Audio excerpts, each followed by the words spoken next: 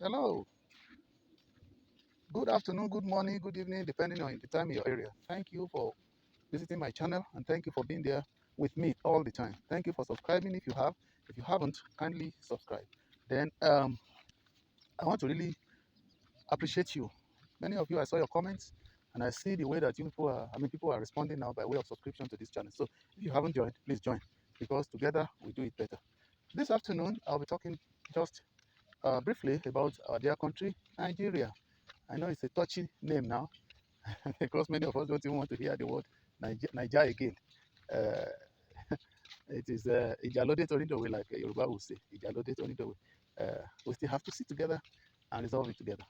In the first place, let's categorize ourselves into two groups. The groups that say it's enough. Enough is enough.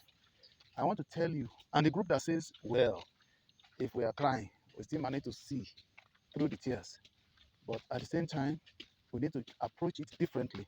You see, my attitude is that no matter how tough the situation is, they are better resolved on the table rather than fight or lose precious souls before they are resolved. So let me take those who say enough is enough. These are our great people now. Sunday Igboho is leading the Yoruba one.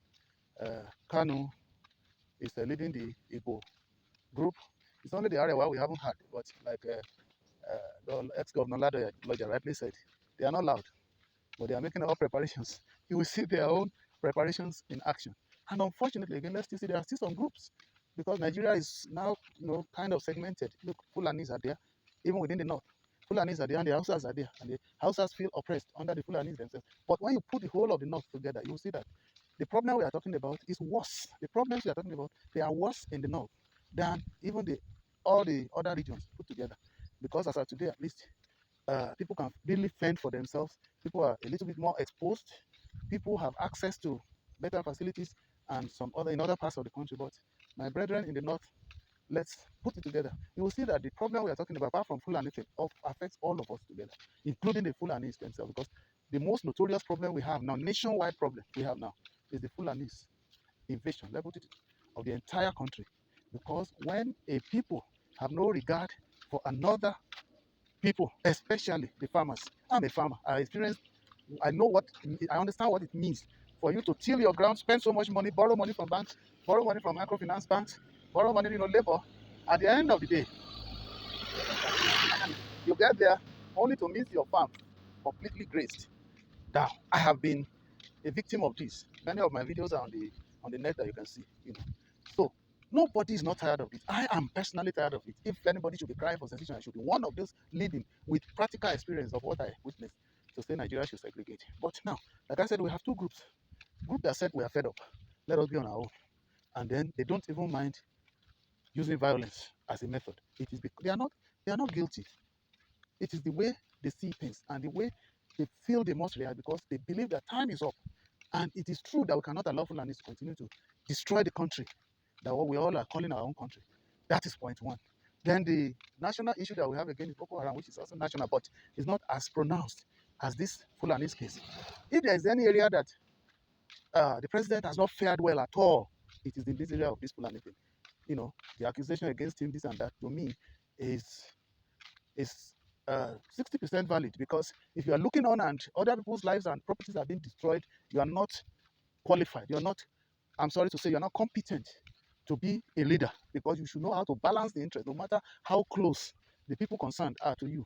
He has failed woefully in this area. I mean, truth to power must be said. I mean, there's no doubt, listening words about that.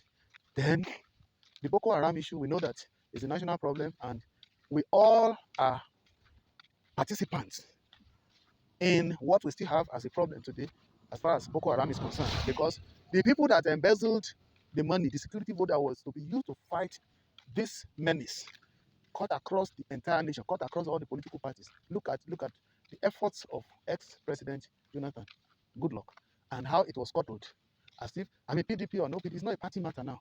All parties took efforts, and that president did all he could to ensure that this issue is confronted. But lo and behold, what Yoruba has called your bayejes, the wicked ones, those who don't bother about, you know, when they said they were sharing this money for national security among parties the other time, and even I was told when the politicians were trying to explain that They use the money to douse tension amidst political something, so that they won't be killing people. You shared money meant for fight Boko Haram to fight political, so that people won't kill. Well, thank God, that's another way of looking at it. But there should have been a separate budget for the way we are killing ourselves as politicians is not good.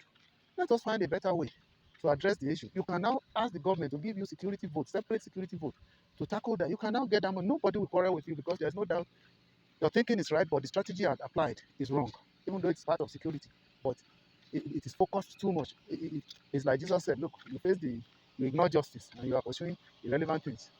All you need to do is table that one. The National Assembly will approve something for you to be able to take care of these political killings. I thank God that is going down, small, and by God's grace, it will fizzle out.